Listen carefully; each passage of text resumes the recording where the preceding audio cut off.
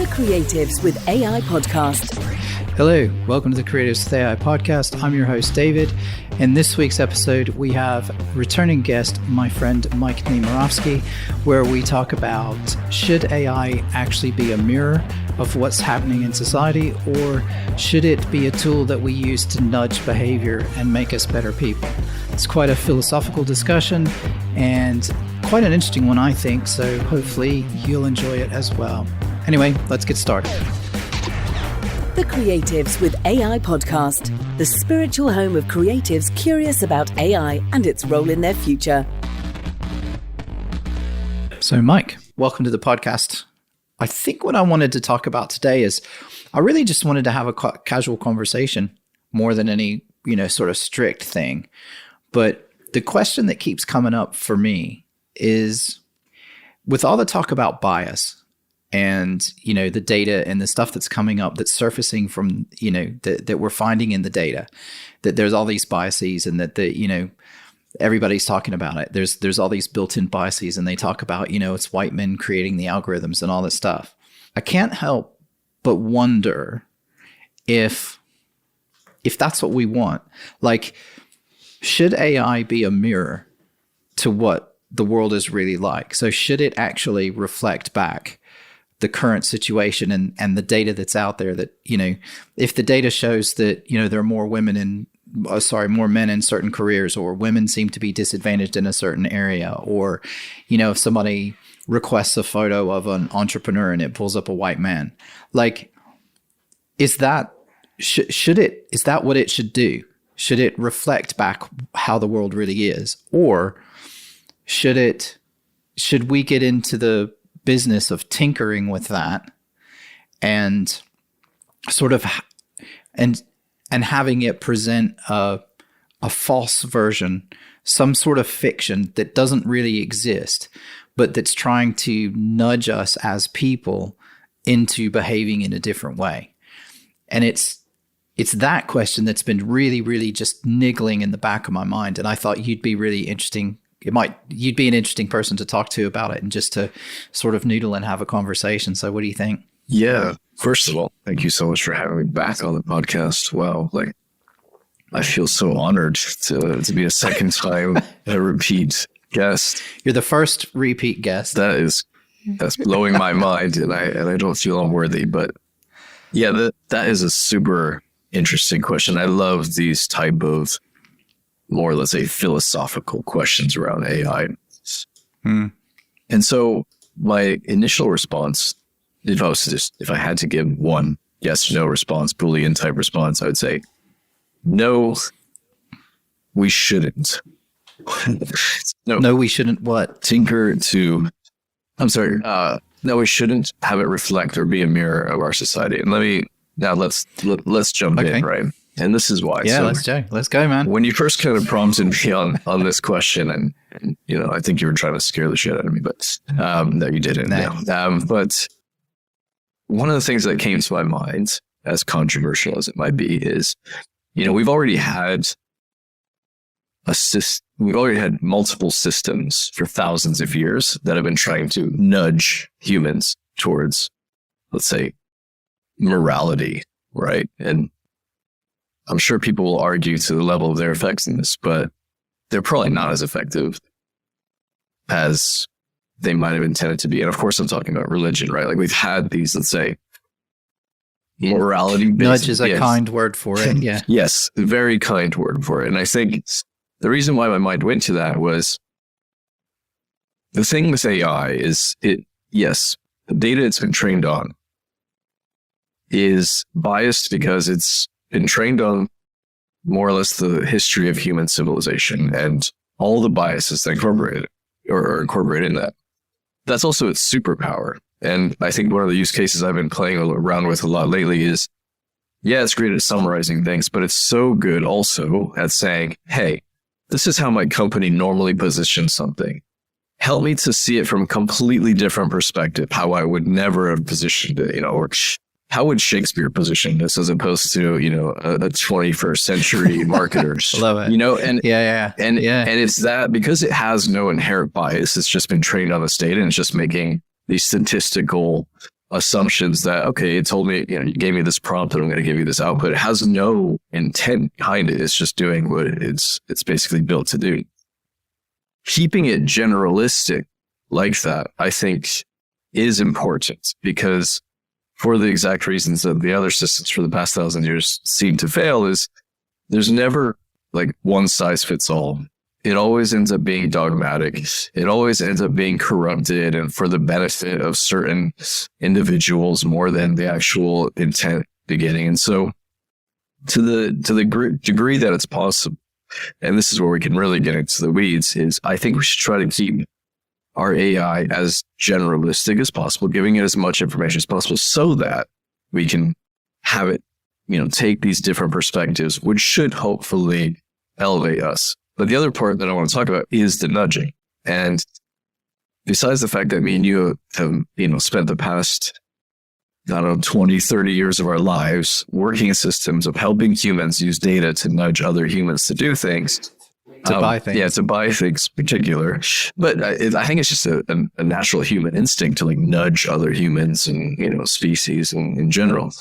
It would be pretty cool and I think pretty useful if we could keep AI generalistic, but still nudge us towards this baseline of ethics. And I think we talked about this briefly last time, is I'm not talking about any particular East versus West philosophy of morality or anything like that, but there's some baseline like human ethics, and maybe there are Asimov's 3 laws, do no harm and all that type of stuff. But there's got to be I really believe there's a baseline of like what is the morality baseline, and it's probably pretty low. Like don't kill, don't do something that's going to hurt someone else, or don't try to benefit off of the pain of others, that type of thing. Or like don't torture people for, years on end. Anything like that is pretty easy for me, like 99.9% of the planet to say, yeah, okay, that's at least a baseline to start from. So yeah. I'd say nudge us towards doing better, but like keeping the morality, let's say, vague. I think it's a good point. And one of the conversations, there was a lady that spoke in an event that I was at earlier this year, and I think I may have mentioned it before at some point, but what she was saying is, or her point was, is that when you get into the ethics discussion, and this goes back to the nudging, I think, discussion as well, is she said the only place that you can start really is with the international human rights law. Mm-hmm. Right? Like that's the only thing that has sort of universal agreement across every single country in the world, is that the human rights, the core human rights legislation. And aside from that, then it starts getting really woolly. So she was like, it was her sort of idea that that's kind of where we should start and try and, build from there. So I think that matches with what you're saying. Yeah. That there is some core set of beliefs, but even when you get into some of the, even like the engagement rules in war and all that sort of stuff, like not all countries agree to that. And so, you don't even have universal agreement about that.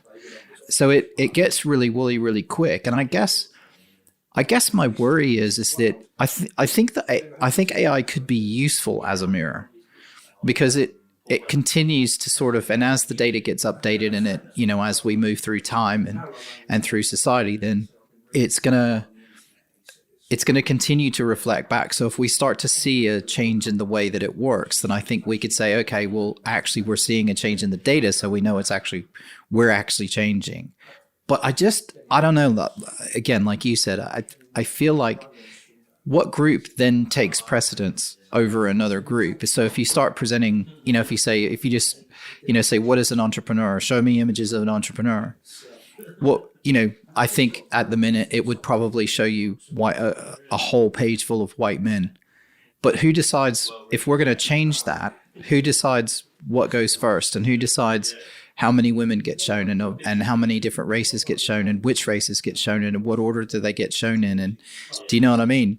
And for sure, it just feels like it's going to turn into a massive bun fight over, well, but my group should be ahead of your group because my group is more disadvantaged than yours. Yeah, to what degree, I guess, do you want the AI to police that, or maybe not police it, maybe guide you, right? So maybe if you ask the prompt, generate an image of an entrepreneur, and I've been playing around with this, obviously, very, very recently, where I'll Yeah, say, which I thought you might be a good person because I know you're doing this. So that's part of the reason why, I wanted to. yeah, like I'm literally generating content and I wanted some iconography, and I would ask, I think I was using, I guess that doesn't matter, Dolly, right? I guess whatever Microsoft Bing is. Whatever. Yeah. But, I'd put in something like one colleague talking to another colleague about a problem and, put some idea bubbles over their head.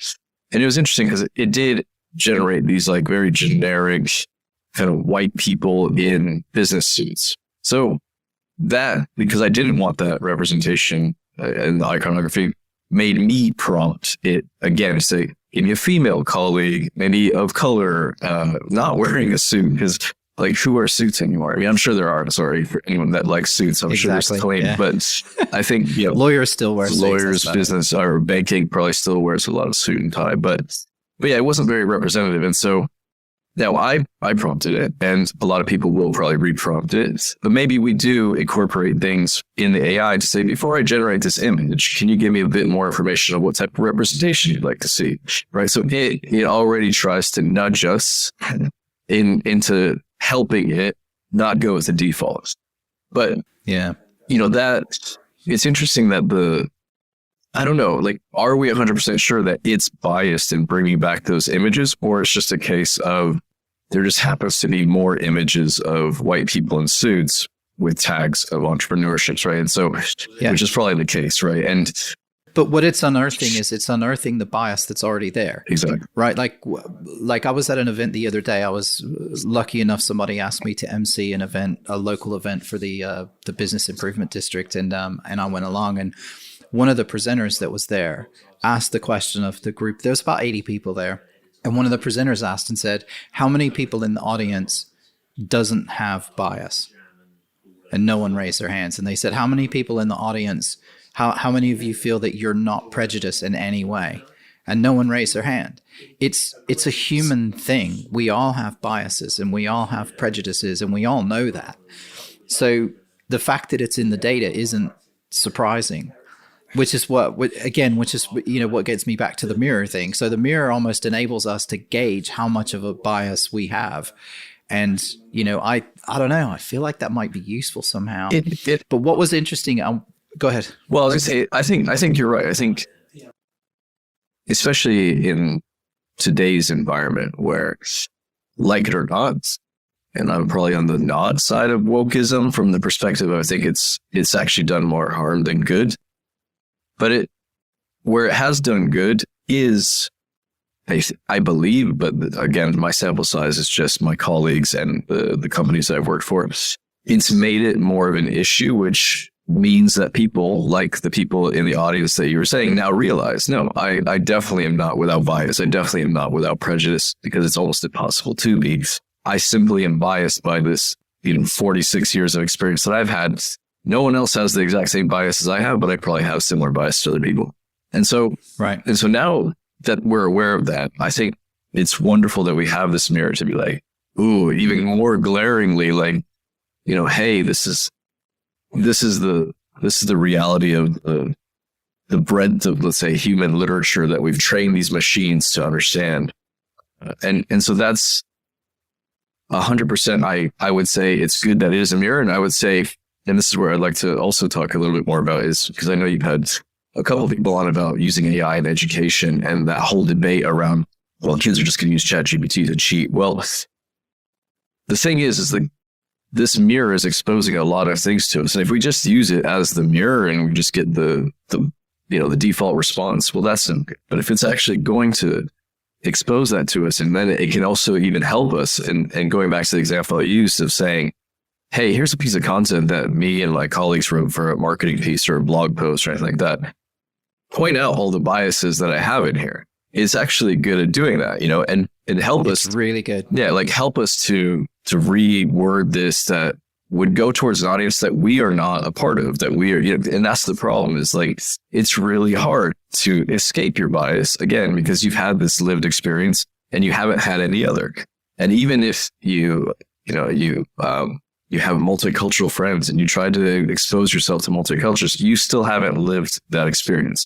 And neither has the AI, but at least it can go and find what even small amount of content it's been trained on to try to reword it. And so I think, Yeah, you're right. Like the mirror is important. And then if we can even push it a bit forward to say, let the AI actually suggest, oh, have you thought about, and what I like actually that Bard does is give you the 3 options of responses. It'd be nice if they also said, would you like different perspectives, or would you like, I don't know. Of course, it'd have to be relevant to what you're asking. no, that's an excellent idea. And I've made a couple of notes while you've been talking. And one of the things I want to go back to, which I think is relevant to this bit, is the prompting questions.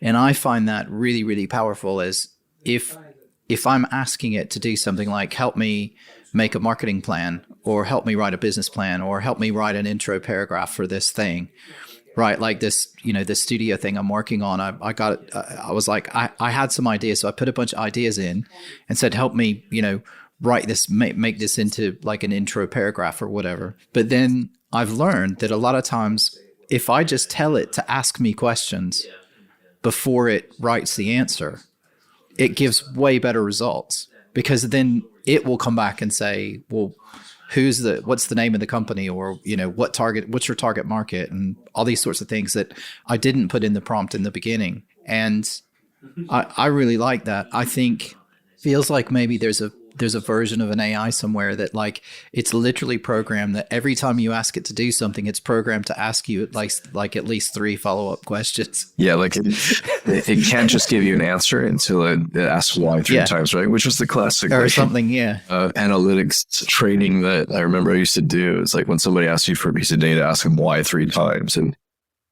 it'd be great. Yeah, and I think that it's probably just the case of it's going to come. And this is interesting as well to maybe explore, is the sharding. I know we've talked about before. I think you mentioned, like Sam Altman talked about a federated system of AIs and how they might be a bit more specialized. And even if there does become, let's say, general AI, which is still TBD, but the fact that you might have very specific AIs and nice layers on top of those AIs. So the large language models are one thing, but one of the things that got me into thinking, okay, let me start tinkering around with my own stuff, wasn't necessarily because I wanted to build a whole new large language model. It was that as useful as they were, I felt like there wasn't enough of a layer on top of them to be even more useful, if that makes sense. Like I was a bit inspired by a podcast I listened to where he was a co-founder of Optimizely. I'm sure you remember that company, the A/B testing software, where that was a crowded space when he was into it. He's like, but it wasn't about competing. And the way he phrased it was amazing, because it was like, it's not just about competing on the feature set, it's competing on the user experience you give to your customers. And as a product manager, I really felt that in my bones, because that's exactly right. It's not about the competitor has this feature, so we need to have it as well. It's about, well, does that feature even deliver value to the customer? And I think with AI and what ChatGPT did and now Bard is doing and all the rest are doing, this one input prompt where you can start talking to an LLM is an amazing experience. But it's just the beginning. And to be able to put a nicer layer on top of that, which might actually prompt you, especially if it's specialized in a particular industry or a particular use case, then it abstracts the technology of this large language model just doing statistical analysis to say what word. I love that meme that you shared of Gromit putting, the next track down. That's all it's doing. It's making guesses. That's all it's doing. But if you can engineer this beautiful layer on top of it that actually says, no, Dave, don't just ask me for an entrepreneur. What is your entrepreneur trying to convey?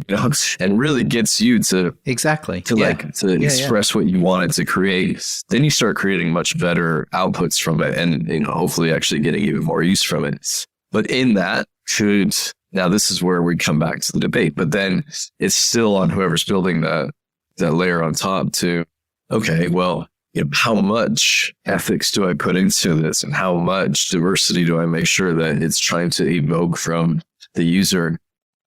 And then going all the way back to the first question, it's kind of like, well, I don't know, because although I want it to nudge us in the right direction, because let's say I try to be a quite moral, upstanding citizen of the world, I always feel that any type of control that that a human is going to put into it, or even a group of humans puts into it, will ultimately not lead in the direction that is intended. Maybe at first, and it probably is better than the opposite, but at the same time, maybe it's better just to let almost like a free market approach and let the chips land where they may. And, the checks and balances of the system will put pressure on people to get better at using AI so that they apply the morality of the day even, right? Because I think that's a huge problem as well. There's no way, even though it's a mirror of us up to now, it will continue to reflect as things change as well. And you kind of touched on that as well. So in theory, the market forces and the checks and balances should automatically make it more diverse, and there should be better data sets and all that. But it's well, the other side of that also is that I think moving forward, what we're going to see is, like, up until now, models have pretty much just had unfettered access to train on whatever they wanted to. But moving forward, they're not. So there's a lot of companies out there. There's a lot of, sort of groups that are pushing, obviously, for more copyright protection and that sort of thing. So I think that the potential information that's available is going to become much more limited as well. So we could actually slow down a little bit, because not so much current information is going to be available, and it's still going to be models trained on data from 100 years ago and stuff that's out of copyright. Do you know what I mean? So maybe the system's always going to be lagging about 75 years behind. But let's go deeper on that, because I think this is such a fascinating topic for me. And I'm not an author. I don't have any intellectual property out there necessarily that I'm particularly worried about the AI learning from, and therefore me not selling as many of that intellectual property. So I have no skin in the game. I can try to empathize with, if I did, that would suck, that all of a sudden the sales of my book or whatever are not going. But because this also overlays into that topic with education, where I'm hoping that it actually makes things better, and that I would still appreciate human created content, and it possibly even more so because now that content is enhanced by even more research capability and even more rewording, if you know what I mean, because it's not like, it's pretty obvious still when it's AI written. Yeah. That's getting better. But if we go to the example of education, it's not that the kid can go to ChatGPT and say, write me an essay on the War of 1812.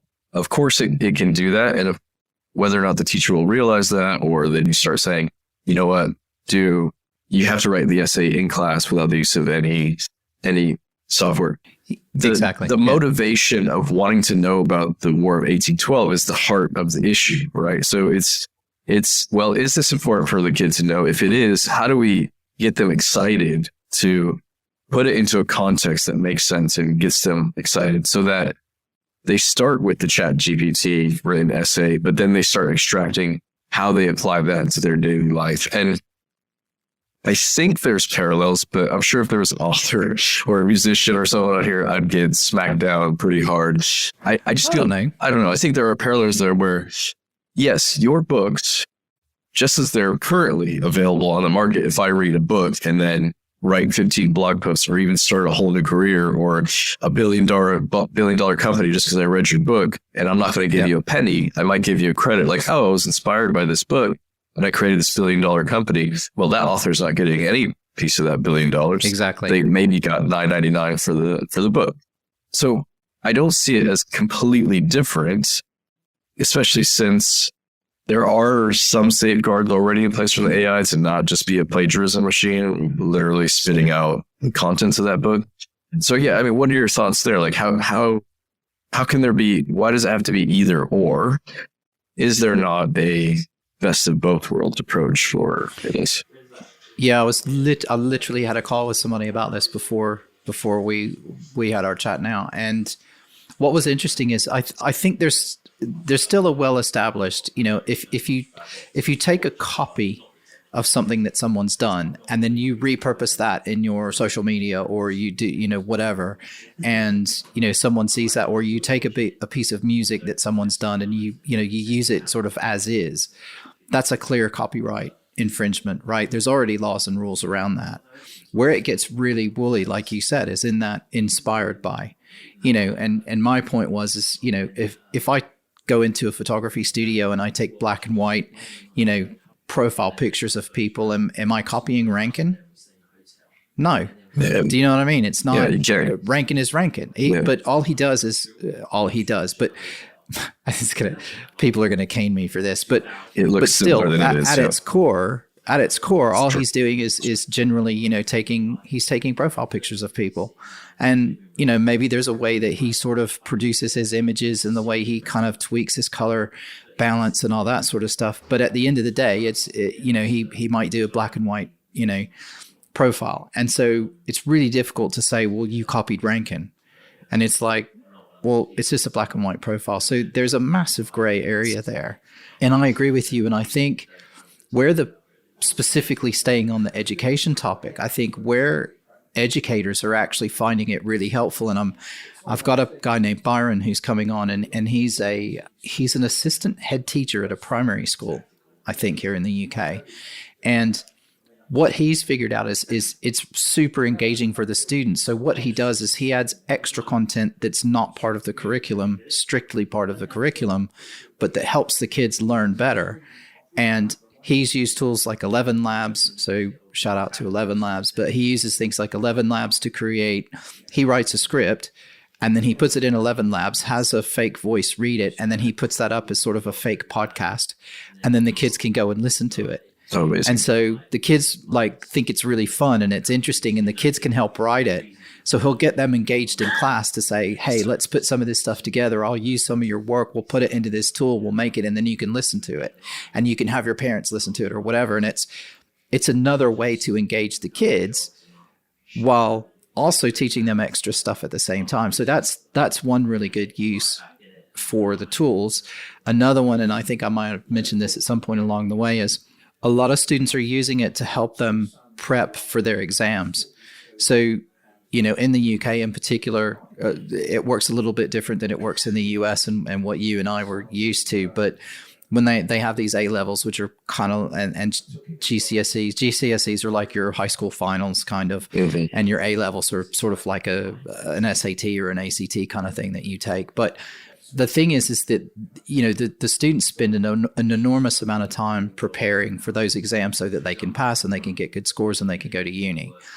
And what the teachers have worked out is that the students are taking the questions from old exams, putting them in, writing their answers, and then saying, grade my answer and give me suggestions on how to write a better answer to this question. Yeah. And it's almost like a personal tutor. Yeah. And the teachers love it. Yeah. Because it means that the students can get almost one-to-one tutoring without having to, take up more of that teacher's time. And the teachers can work with those students who really are struggling and who really aren't getting the concept. So it frees them up as well. And they've done, the few teachers that I've spoken to have done a lot of research. They've looked at, they've said, go and try it. Bring in what it tells you, because I want to check it to make sure that it's giving you the right advice. And they're like, a lot of times the advice is stuff that we didn't even think of. Amazing. And they're like, it's so good. So now you've got a whole, and I'm encouraging my son to do that because he's going to do his A levels next year. And I'm like, look, when you start doing your revision and all that, you need to start dropping those questions in, write your own answers, do that, and use those tools so that you can try and develop better answers and you can get better scores on the test. And for that kind of stuff, that's not cheating. That's the same as just having a tutor. Yeah, absolutely. It's amazing for that kind of stuff, So I think the potential for education, and even if you think, special needs students and things like that, where maybe you've got dyslexic students who struggle, or you've got students of, maybe where English isn't their first language, or if they're in France, maybe French isn't their first language. Like, it could be any language. It doesn't matter. Yeah. But those sorts of things can really help students learn and develop their skills And like you said, it's not about cheating, in quotes, you know. And I don't know. There's a part of it that's like this whole cheating thing is are we just salty because we didn't have access to those tools when we were young, right? Probably, and we're like, well, yeah. that's cheating. But if we had them, we would have totally used it ourselves. You know? Well, yeah, and beyond this, let's say the special needs cases or like the learning disabilities, which we'll probably even uncover slightly more. Like we could maybe even learn more learning disabilities that aren't necessarily even defined. But, you know, one other issue is kids getting bored because maybe they are ahead of the rest of their class. You know, if you have a class of 30, it's probably a bell curve, and there's going to be 2 or 3 that are just waiting for everyone else to catch up. Well, now the AI can challenge them further, right? That tutor can challenge them to go above and beyond. And I think, in a way, coming back to authorship and, you know, letting the AI train on your material, hopefully it's also going to like raise all boats in the sense that it might challenge you as an author to go a step beyond. And I guess it's an impossible question to answer. You know, I don't know if I would read a book generated by AI. I think for sure not yet. So at this point, there's just a lot of uncertainty on the accuracy. I don't think completely generative text from AI is quite there yet. But yeah, you know, that just comes back again to if it's, I feel a but coming. well, yeah, it might get better, and you know, even Google's self-checking Bard's answers with Google searches. And what was funny is I just used it yesterday. Did the self-check. Literally every statistic it gave me was like it couldn't find an actual statistic. Right. Like that's insane.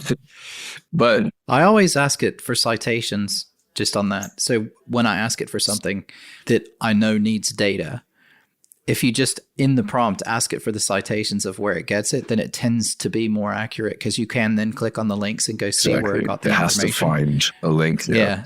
So it takes it a little longer, and it's not as creative, but it gives you stuff that you can actually reference. So anyway, top tip from my learning anyway. No, for sure. But I guess also slightly coming back to the original question as well is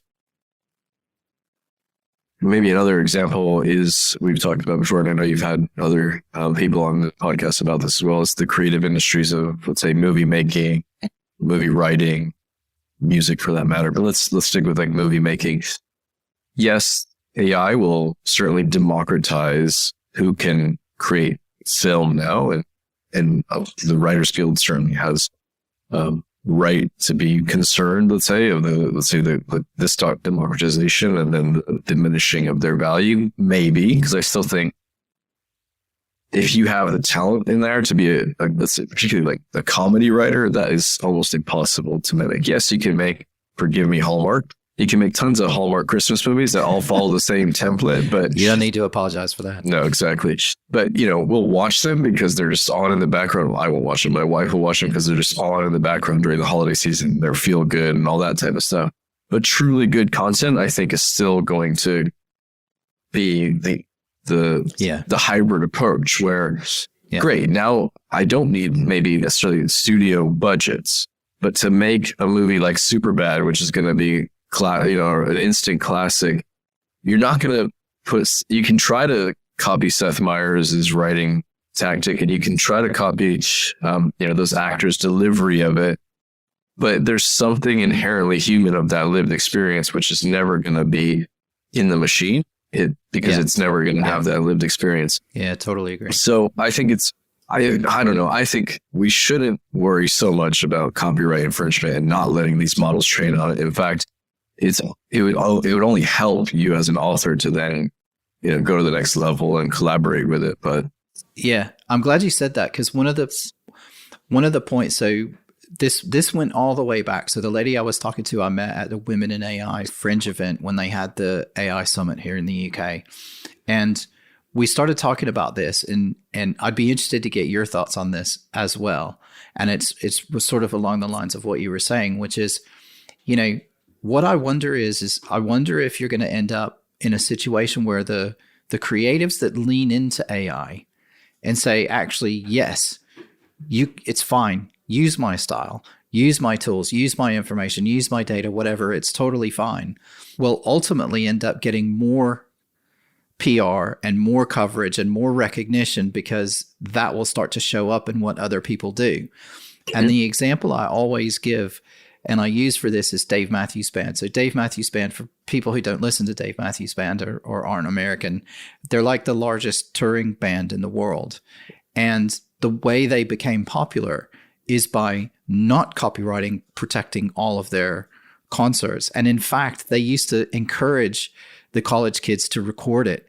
And they would even let people plug into the soundboard to get really, really good sounding cassette tapes back in the day. Yeah. And then they wanted those college, because they were mainly playing at universities and stuff like that. And they wanted those uni students to take those tapes and then to make copies and to give them to their friends, because it got the word out about their music. Yeah. And it meant that more people came to the shows. And so they were selling out shows really quickly because everybody'd heard of them, because they allowed everybody to make all these bootleg, what would be called bootleg tapes.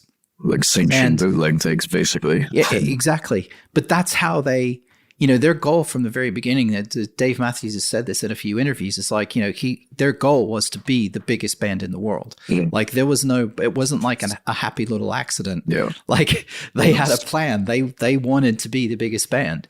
And 100%. So, but they realized that in the beginning that restricting people from getting their stuff wasn't the way to do that. They wanted everybody to hear their music, because that meant that everybody knew them and everybody would, come and they would get the most exposure. And that had a massive impact on me and has had on my thinking for a long time. And I just wonder if we're not in that same type of situation at the minute where, AI has the potential to generate massive amounts of coverage and scale for people and artists and writers and designers and stuff that maybe they never had the ability to do before. And combine that with social media, and you really could take off by just by AI kind of copying your thing, and then people start to look at it and they go, oh, this is the original person that did that.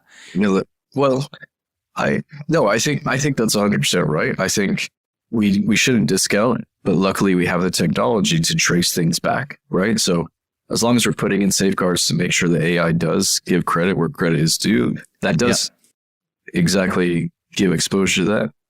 But I really believe in everything that you said as far as what Dave Matthews' approach is. Like, actually, rather than trying to police it and restrict it, let's lean into it and then ride the wave and whatever that brings. But in particular, from a creative perspective, creating music can be quite hard. You talk to even Dave Matthews Band probably, and any other, like maybe at first when you're 18 and you're full of rage, piss and vinegar, and you've got lots of things to say, the music's flowing out of you. But that at some point you're going to start getting, creative blocks and not knowing where to go next. And I just watched the Quincy Jones documentary on Netflix, which was quite nice. And over, they film him saying things like, it's the same 12 notes. Like, we've had the same 12 notes for whatever, 800, 1,000 years in Western music. And exactly that. Like, first of all, from those 12 notes, look at the amazing breadth of music and styles that we've been able to produce.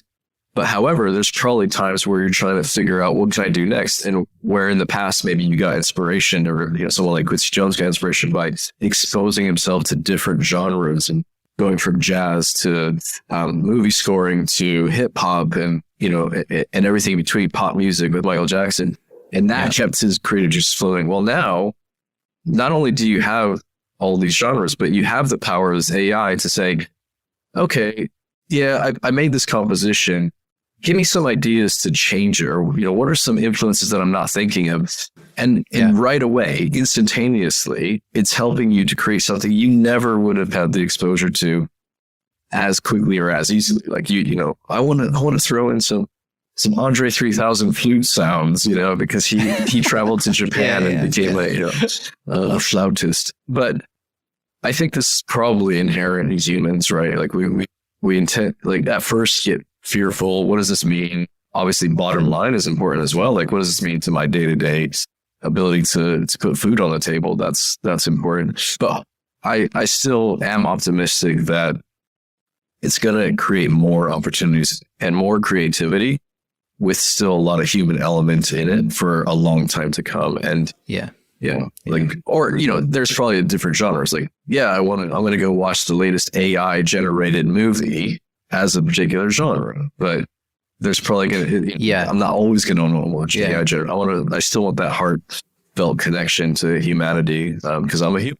So, and exactly like you said, like I can foresee, and probably if it's not happening already, I can pretty quickly foresee that there'll be digital, AI art competitions, right? For sure. And it'll only be for AI art.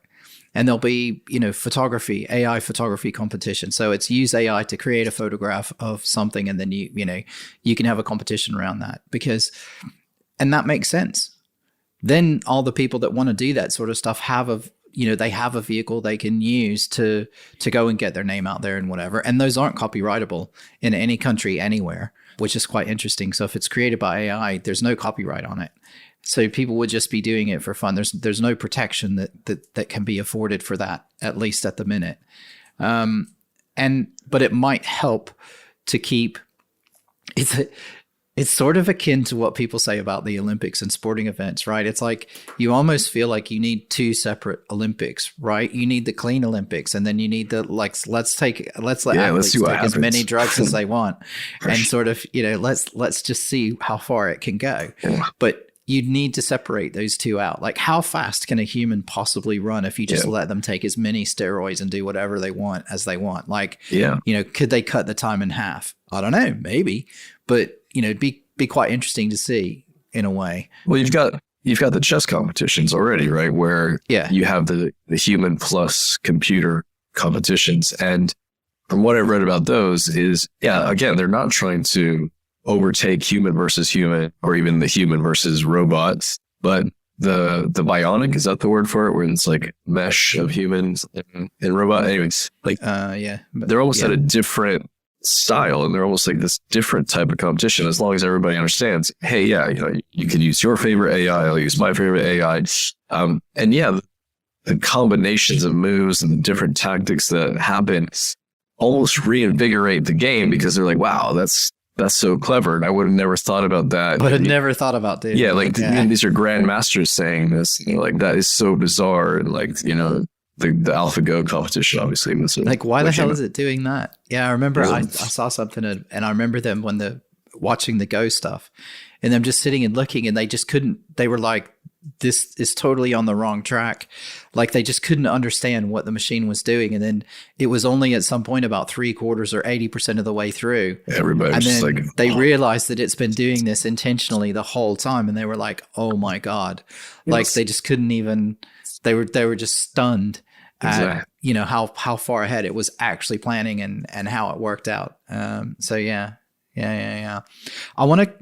just want to go back on something that you said before. I do have a couple of notes that I've written down here that I wanted to go back to, and we're sort of 45 minutes in already, if you can believe it. You talked about this sort of the UI UX part of it, which is that layer that sits on top, right, of the different AIs, and maybe that federated layer or whatever it is. And I totally agree with you on that. And I think that sort of user experience piece is going to be hugely important. And I put that in the context of podcast tools. So there's probably 10 different platforms that I could use. I use Riverside to record my remote shows, but there's tons of other ones out there. There's Acast. There's all these different ones, and you can record it locally, you can do all this stuff. And most of them now have AI tools that go along with that. But there's also other tools like Podium and Swell and Jasper and all these different, tools that basically do the same thing. You can upload an audio file. It generates your, suggested titles. It does show notes. It does all of your timestamps for your chapters. It does everything. It'll create social posts, blog posts, like all the stuff, everything. Right? But they are all very, very different. And the results that they give are very, very different. And the way that they write their show notes and the tone that it has and the words that it uses and the things that it pulls out of the conversations are all Some are very different and some are very subtly different. And I probably tried 6 different tools before I settled on using Podium, which is my personal favorite. But again, loads of people will use different ones. But sure, I found that really interesting, and that goes back. And I just wanted to highlight that because my experience exactly reflects what you were saying, which is, it's all this subtle stuff that kind of goes into because I'm pretty sure that all of them use ChatGPT's API in the back end. Mm-hmm. So they're doing some sort of something on top of that. So they're adding their little bit of magic to it, right? Yeah. And that's where it becomes really interesting. And I think, you being a product manager and stuff like that, you're probably even more sensitive to how to create that experience than I am. I just use the product and I go, well, this is great and that's terrible. Right. And that's like, and some of it, and shout out to, they're probably going to hate me for this, but when I very first used Podium, it had the worst UI literally of it. Like it was the most raw, plain. It's like literally upload this thing and the only thing you can do is download a zip file. Yeah. Right? Like that's all it did. It did. Like it was so simple, and the stuff that it gave, it was really raw, really rough, plain text files, all that sort of stuff. And they've, kudos to them. They've worked really hard to improve their UI that, we can use now, and that their user experience and stuff. But the core of the content hasn't changed. And so I use them, even though the UI was not the best. Yeah. Or it wasn't, as good as some of the competitors. I still used it because the content that it generated felt like it matched the stuff that I felt when I had the conversation. No, 100%. And that's, that's hugely important. And that's, I guess that's the core of why there's different, there's loads of different tools to do all sorts of stuff because, we're all different and we like one thing over another. And, there's not one tool to rule them all.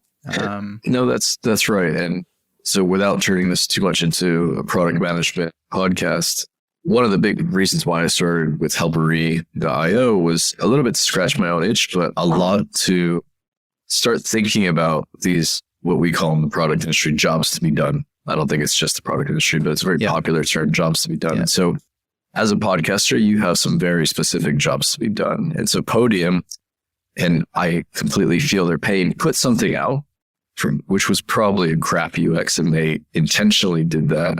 I'm guessing maybe they didn't, but to put it out and have you start playing with it and start saying, yeah, this is all right, but this sucks. And I can't quite do this, but that's how we learn as product people. And I think if there's anything I learned over the past 6-7 years as a product manager, that I'd rather put something out now that sucks and is a bit embarrassing, and my early adopters are going to kind of grunt and hate me for it, but I will learn 100%. exactly, what jobs to be done I should focus on, because it's kind of like, well, okay, I'll put up with this little niggle. Like, okay, this is a bit annoying, but it's really cool that they let me do this. And I'm really, and so you sort of learn what to prioritize.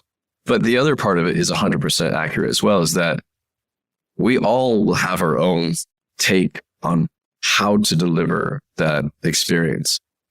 I wish I could say that it's 100% the case in all products that there is a lot of room for competition. We can very easily showcase that that's not the case. Like Google, the functionality behind the search of Google meant that the UX could be super simple. It's just like type something in and, we'll handle everything in the background, and they more or less took a monopoly position on search. But yes, in a lot of software, no one company, no matter how much competitive intelligence they're going to do and try to even steal ideas from their competitors, is going to corner the market on the best way to do things, because everyone's going to take a slightly different take, and the users will have slightly different needs and what's important to them. And so, yeah, I think there's so much space right now for so many companies to create these layers on top of the large language models, which will then in turn improve the large language models and possibly have them compete against each other and say, hey, this is what's missing from your large language model because my users don't like the output. And so I started incorporating 3 different ones, and they kept choosing, Bard or Gemini for this, but there's ChatGPT for that. And so it's all quite self-fulfilling and kind of helps everyone out. And yeah, that's exactly why there's so many different paths to take right now. If anyone's interested in going into the AI industry, trust me, there's room for competition. And I think the more the merrier at this point, because although it might take time and finding product market fit for whatever idea you have on AI is not going to be necessarily just build it and they'll come. That never happens. But if you do pay attention to when people start to use it and start teasing out these use cases, I think that will give us, even going back to the original question as well, like how much ethical guidance do we need to put on top of this, you know, and then you might choose, right? You might choose the one that actually helps you be a better person, whereas some other tool just spits out the typical default kind of, you know, biased garbage that we don't want to put out there. And so that's exactly the way that I think the free market, let's say, or good product management helps to deliver value to the end user, but also possibly enhance the industry as a whole. 100%. So I have something else on my notes. I'm going to save that for next time because we'll absolutely 100% we'll chat again. So I'm not worried about that. And I'll save this note for next time. But we're at the end of the year. We have to do a bit of future gazing, right? Like we have to indulge ourselves a little bit while we've got sort of 10 minutes left. So what do you see, just, you know, based on what you've seen happening so far and what's happened over the last year, if you got out your crystal ball, what do you think we might see in 2024? 2023 has been quite amazing to me. The breadth of things that happened around AI, quite unexpectedly for me. We talked about it last time that this has been around for quite a while in our day-to-day. But the game has definitely changed and shifted. So what I see happening in 2024 is actually more big players coming up in the large language model space. It's not easy to build these large language models, but I think what I'm anticipating to see is slightly different takes on the training of these large language models, the retraining of them, the ability to interact with their APIs, to give them better context, to give them better customization of what's important.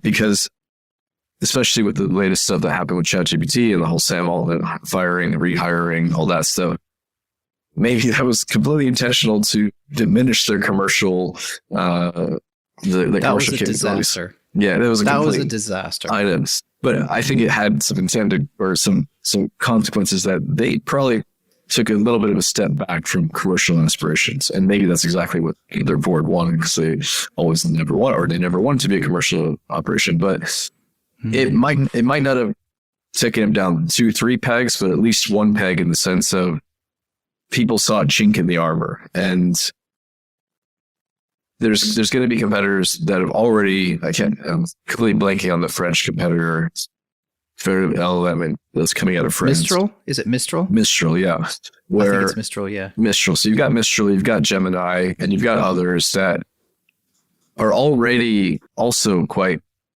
further ahead than people might think as far as how good the quality is. And then, of course, you've got the Hugging Faces of the world where people have access to these large language models and who knows what they're doing with them. And it's still quite expensive to really run a large language model at scale and have the full pipeline to keep it up to date and training and actually outputting content as quickly as the more common ones like GPT-4 and Florida.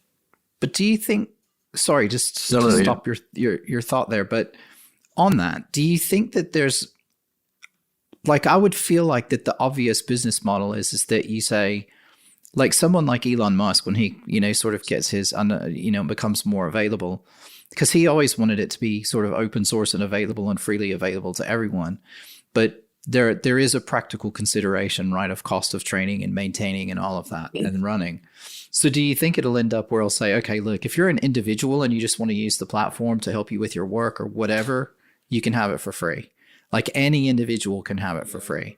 But if you want to connect via an API, it's the API users that then pay for access, and that's what they use to fund, the platform. Yeah, that's exactly right. I think, and that is, for the most part, what I can see, that is the model. Like these LLMs, they need as well. The more people using it, the better for them anyways. So for sure, I think, well, I actually can't remember. No, GPT 3.5 is still free. I actually don't remember the subscription model. I think 3.5 is free. 4 is, I think it's $20 a month. So like, and I have a subscription, but I don't, like, I've considered canceling my subscription because I actually don't use it. Yeah. Ironically, even though I have a podcast about it, I don't use it directly very much anymore. Well, why would you? And if you haven't, use Bard. It's actually, I'm not trying to sell Bard services, but I've been using Bard more than ChatGPT for my actual personal use or work use. And then for Helpery, so far, it's just connected to the API for ChatGPT. But yes, I think you'll keep seeing this definitely freemium model where if you're just a user, just want to talk to a large language model, that's free. And then, yes, the APIs where not only are they going to make money, but that's where I think you'll start seeing more nuance, more feature sets for people like me who are building this layer on top to better control the model without me having to actually run and train and build the model, right? So these models now become their own products, and as they already are. But yeah, because more people are putting layers on top and we're seeing more API connections to them, that will instinctively drive specialization or at least certain ways to interact with the model that don't exist today. So I think we're going to see a lot of that in 2024 is like just how like expansive can the differentiation be? And these large these companies working on these large language models are not immune to what we were talking about earlier. Is they're all going to take a slightly different take. The data scientists at OpenAI are going to work a little bit different than the ones at Google, than the ones at Mistral, and they have different biases and different kind of end games in mind. So these are all going to bubble up to the surface of their large language model, and I think we're going to start getting into the era of LLM wars, right? Like mine is better than yours, and then. Is Elon Musk's on S the one that everyone is like afraid of because it's spewing so much, misinformation or just horrible hate speech or who knows what? Or not. Or maybe because it's open to everybody, it can police that more or something like that. So I think we're going to see a lot of that. And then I would anticipate even more AI in software that you've normally used or typically use. Probably like you already in most of the software you use. I mean, on a day-to-day basis, you're already seeing this, but I think even more so, people it'll be brought to the surface more as like a selling point that people can interact with it. So I think we'll see a lot more of that because companies are absolutely taking advantage of connecting to these different LLMs through their APIs. And so far the price is not, prohibitive that they can just play around with it, see how the users interact with it. And I imagine it's just going to become more and more a part of every piece of software that you use. And then what I'd hope to see, and I think, a couple of your guests have talked about as well, is there will certainly be more legislation come out in 2024. Obviously, the EU literally just ratified the AI law, which I haven't actually read in full detail, but it seemed a little bit vague from what I did read it. But I'm sure there'll be more. It has to be, yeah. There'll be slightly more regulation, hopefully more on the ethics pieces of this. I think a lot of the ethics are going to come from the ground up. And I think because the government, in the EU and the UK and the US, whatever, they can put these guardrails in place or whatever, which will be very general guidelines. But I think where we're really going to see the hard limits are going to come from industry bodies that are already existing, right? Like the legal industry has the bar and all these different things, and they have ethics boards and all sorts of stuff that the lawyers have to abide by, and the AI is going to have to abide by those same rules and regulations. And so that's how I see that playing out. I think at least on the ground is that those bodies are just going to say, well, we just have to treat AI like any other lawyer. right? So anything that it does, it has to act in accordance with all the rules. So if you use AI in your law firm, then it's like that's an employee of yours. And if it does something that's outside the rules of, normal ethical legal behavior, then you're going to get in the same trouble that you would as if one of your lawyers did it. Yeah. Maybe. I don't know, but that seems like the natural way. I hope so. And somewhat related to this, which made me think about another prediction for 2024 that is perhaps a little bit darker. But I hope that it means I really hope there's people working on this right now. and I know there is to some degree, but I think deep fake technology, which is already scarily good, especially apparently next year is like some massive, it's one of the biggest political years around the world, between US presidency, EU parliament, all this stuff. So UK, everything. Yeah. So you have to believe, you have to almost anticipate that 100% there will be a lot of misinformation through the use of deepfake technology out there next year, which also means there's an opportunity to help safeguard against that using AI, hopefully as well, to be like, oh yeah, this is very likely deepfakes. Now, one slight shed of I guess, optimism is that because of social media, I think more people are hesitant to necessarily believe things immediately. I hope. I don't know. I'm in a bubble, so the people around me probably are, but I don't know if everybody around the world is. So did you get any coverage? Sorry, did you get any coverage down there about the Keir Starmer thing that happened here in the UK? No. So there was a recording of Keir Starmer, who's the leader of the Labour Party, and it came out and it sounded like he was like at lunch or something, and he was, swearing at his assistant and all sorts of stuff that came out. And it was very quickly, roundly analyzed and decided that it was deepfake, that it was fake. But it was quite interesting that people were on it, quite quickly. And in less than pretty much 24 hours, it had been debunked already. Oh, that's good. Okay. But I think that was a test. Yes. I think people were probing and just putting something out there to see if it would kind of be accepted and if anybody would pick it up. And it got tested and sort of, roundly decided that it was bad. And so going on what you're saying is, I think that that's happening. And I think there are people out there policing a lot of this content now. But I think this will be the last set of elections where we will be able to trust even anything that we see. Because 4 years from now, forget it. Yeah. No hope. It's just going to be a constant, chase the pirates type thing. Yeah. 100%. I mean, one of the things I did want to ask you, so many things, we could talk for another hour, dude. I know. So much to talk about that. I know.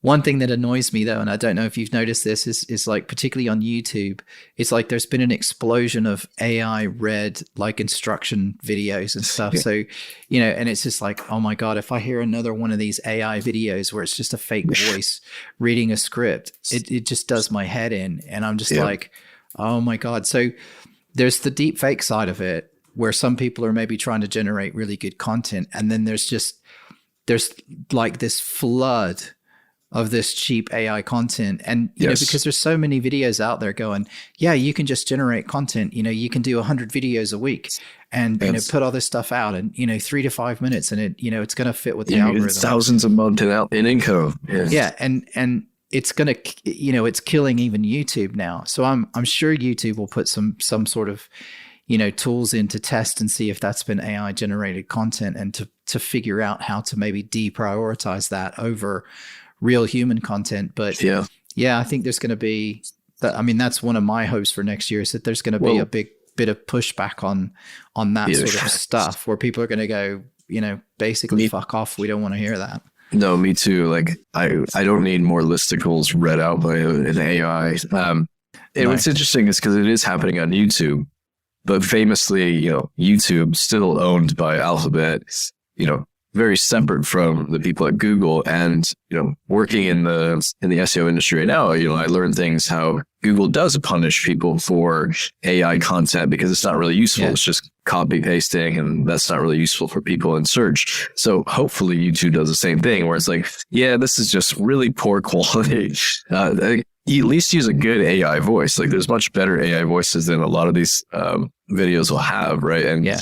But they're cheap. So this is the whole thing, right? Or they're free. So they're just using free ones and just cranking out this terrible, it's terrible. So I hope the YouTube team, can incorporate similar, I mean, the Google search, I didn't really actually know this, or maybe I did, but I didn't really pay attention to it. Google, from the search perspective, actually employed a lot of people, almost mechanical Turk style, to randomly check content as well. And maybe that's something that YouTube really, maybe they already do, but maybe they need to do more of as well, and really kind of penalize people who are putting out just this like rubbish that isn't really useful. You can, it's just clogging up space, so that those people don't get rewarded by accidental even views, or certainly not promoted in the right hand navigation. It's like what Spotify did. Spotify demonetized millions of accounts because all they were doing is they were just putting up ambient, like a lot of like the ASMR type sounds and stuff like that, and they were using it to get royalty payments off of that. And they're like, this isn't it's just sounds, and it's not actually creative. It's just the same thing over and over. And they had I think it was pretty easy for them to identify where they had accounts that were posting thousands of these sound files. Yeah. And what they were doing is they were just picking up the long tail revenue off that, right? So, even if you get 1 or 2 pence or, cents or whatever off of plays, because you've got 10,000 sound files out there, you're actually making $1,000, dollars a month or whatever it was. And, they're like, no, that we're not going to have that on the platform, because we want to take that money and actually pay people who are really creating actual content and music and songs.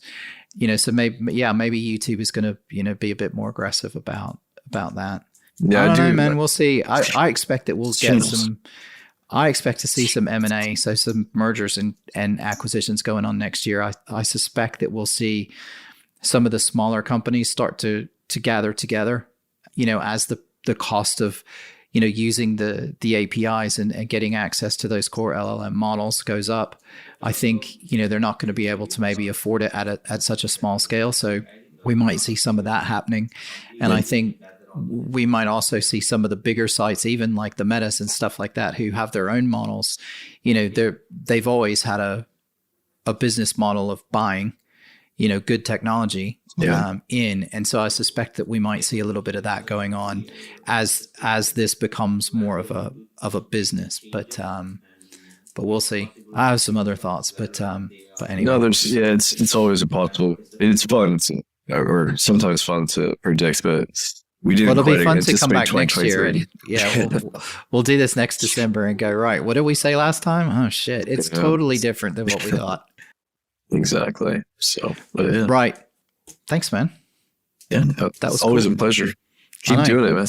I need to come and see you, and we can sit on the beach and have sangrias or something, and actually just talk about this all afternoon, and our wives can just go do something else. Yeah, there's that's the last thing they want to hear about. No, definitely come out to Mallorca. Let's do an AI on the beach. Let's do it. Why not? Yeah, let's do that. Mike, thank you very much. Thank you, David. Enjoy the rest of your day. Enjoy your holidays, and we will speak to you soon. Awesome. Happy holidays to you and yours. Cheers. All right. Bye-bye. Bye. The Creatives with AI podcast, the spiritual home of creatives curious about AI and its role in their future.